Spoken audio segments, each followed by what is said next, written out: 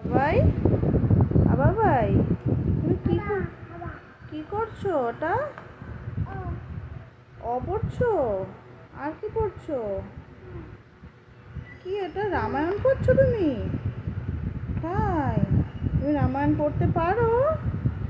তুমি রামায়ণ কি জানো? তুমি জানো রামায়ণ কি? জানো? হ্যাঁ, ধুমা?